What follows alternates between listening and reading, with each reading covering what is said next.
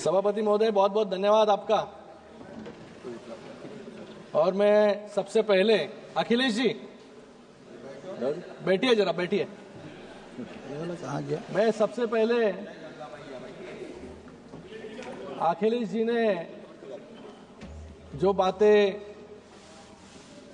कुंभ पर बोली कि 144 साल बाद ये महाकुंभ आया है, ये झूठ है।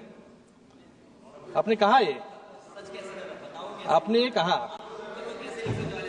देखो, मैं तो पंडित नहीं हूं, बहुत मैं युवा हूं, और मेरे जैसे अनेक युवा इस महाकुंभ में स्नान करने जा रहे हैं। इनकी स्पीच के बाद एक आस्था का विषय है, श्रद्धा का विषय है।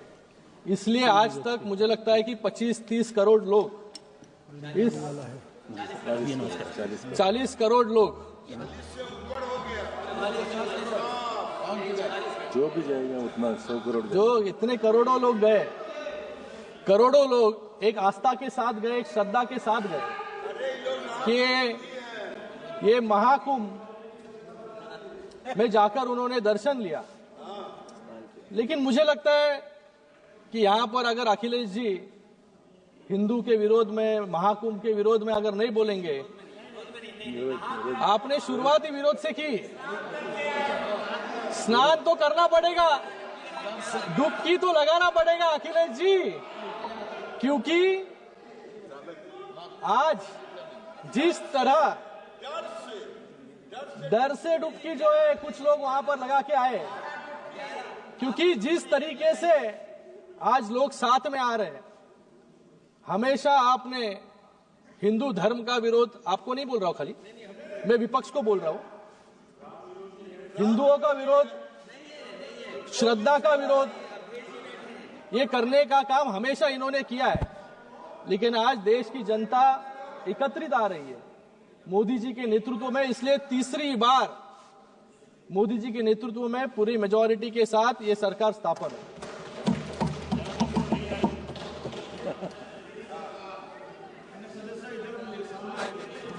आज मैं यहां पर इस बजट, अरे आप लोग 100 पार नहीं कर पाए, 99 तक अटक गए। आज इस बजट को मैं मेरी पार्टी शिवसेना और हमारे नेता एकनाथ शिंदे जी की तरफ से पूरा समर्थन करता हूं, क्योंकि ये हर वर्ग को कुछ ना कुछ तो देने का काम इस बजट ने किया है। इस बजट ने ड्यूअल रिकॉर्ड सेट किया है। पहला, एनडीए सरकार का ये 11वां बजट है जो अपने आप में एक रिकॉर्ड है, और दूसरा रिकॉर्ड है कि निर्मला सीतारमण जी जो पहली इस भारत की फुल टाइम फाइनेंस मिनिस्टर है, उन्होंने 8वां बजट इस सदन में प्रस्तुत किया। वो हमारे देश की रक्षा मंत्री भी रह चुकी है, अभी वित्त मंत्री भी है। उनके कार्यकाल में देश समृद्ध भी हुआ और सुरक्षित भी। अगर मोदी जी को टीम इंडिया का कप्तान हम कहते हैं, तो आज टीम इंडिया का विनिंग ऑलराउंडर जो है हम निर्मला सीतारमण जी को कह सकते हैं। 2014 में जब कांग्रेस ने एक पैरालाइज्ड इकोनॉमी हमें दी, तो हमारा बजट 17,94,000 करोड़ था। आज सरकार का बजट 50,65,000 करोड़ का है, जिसमें 39,44,000 करोड़ का रेवेन्यू एक्सपेंडिचर है और 11,21,000 करोड़ का कैपिटल एक्सपेंडिचर है। इसका मतलब तीसरे कार्यकाल में 3 गुना अधिक बजट, 3 गुना अधिक विकास और 3 गुना स्पीड से विकास इस देश में हो रहा है। ये बजट कितना महत्वपूर्ण है, इसका क्या इंपैक्ट होगा, ये मैं कुछ पंक्तियों में आपको बताना चाहूंगा। किसान, मजदूर, युवा और महिलाओं का बजट आया है। मिडिल क्लास के लिए खुशियां लाया है। 12 लाख तक अब टैक्स नहीं लगेगा, हर घर में खुशियों का दीप जलेगा। मध्यम वर्ग का अब होगा उत्थान, उनकी मेहनत को मिला है पूरा सम्मान। युवाओं को मिलेगा काम, गरीबों को मिलेगा अपना पक्का मकान। बजट ने रखा है समाज के हर वर्ग का पूरा ध्यान। सुन लीजिए, परेशान और विपक्ष हो गया है परेशान। इंफ्रास्ट्रक्चर का फायदा अब होगा पूरे देश में। सड़क, पुल और मेट्रो बनेंगे हर प्रदेश में। वंदे भारत और बुलेट ट्रेन से महाराष्ट्र को भी नई रफ्तार मिलेगी। डबल इंजन की गाड़ी अब 3 गुना तेजी से चलेगी।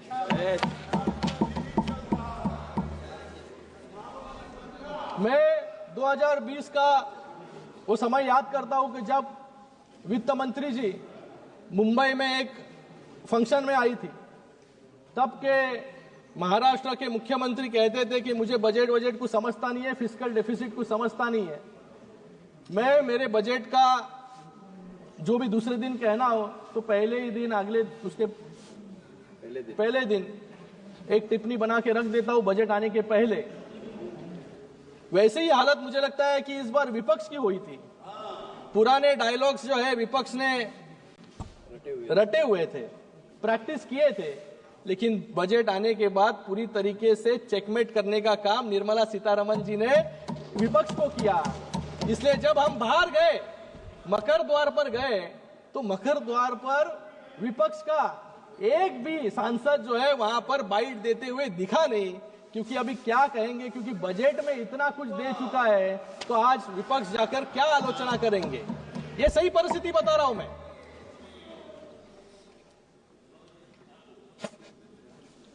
मुझे लगता है कि विपक्ष के कुछ साथी खुद का भी कुछ टैक्स रिलीफ खुद को मिला है कि नहीं वो भी सोचते होंगे।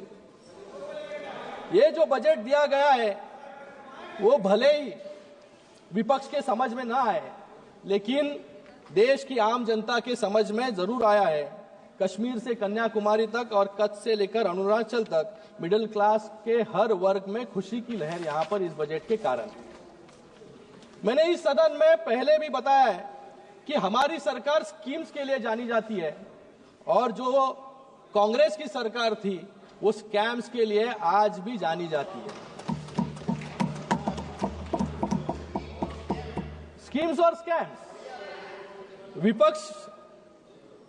विपक्ष वाले बोलते थे कि 10 साल में क्या किया, और विपक्ष के कुछ नेता यहां पर एआई पे भी बात कर रहे थे। मैं यहां पर कुछ उपलब्धियां 2014 से 2024 तक इस सरकार ने किस किस क्षेत्र में क्या क्या उपलब्धि हासिल की है उसके बारे में बताना चाहूंगा। एयरपोर्ट्स वो भी बता रहा हूं आपको।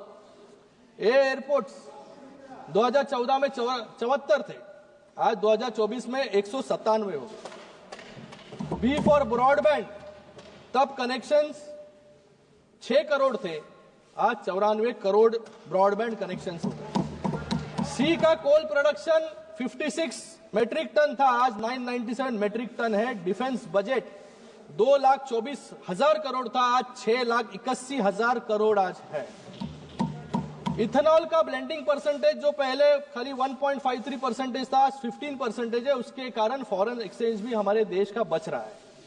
एफडीआई जो $305 बिलियन था, आज $596 बिलियन है। और जी फॉर जीडीपी पर कैपिटा जो पहले $3,500 था, आज $6,000 से भी ज्यादा हमारा जीडीपी पर कैपिटा है। हाईवेज की संख्या 91,000 किलोमीटर थी, आज 1.5 लाख किलोमीटर से अधिक हाईवेज जो है इस भारत में बन चुके हैं। और I for innovation index ranking में हमारा देश पहले 81st रैंक में था, आज 39th रैंक पे है। आधे से ज्यादा जो है रैंकिंग हमारी नजदीक आ चुकी है। और जो आप रोजगार के बारे में बात कर रहे हैं, यहां पर इनोवेशन में स्टार्टअप्स भी आता है। पहले स्टार्टअप्स सिर्फ 340 थे, आज 1.5 लाख स्टार्टअप्स जो है इस देश में है, और सबसे ज्यादा स्टार्टअप्स हमारे महाराष्ट्र में।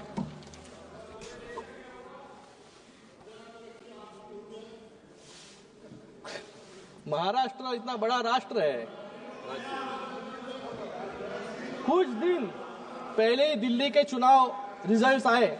मैं एनडीए को यहां पर बधाई देता हूं एक ऐतिहासिक जीत के लिए, और विपक्ष को भी बधाई देता हूं ऐतिहासिक हार के लिए।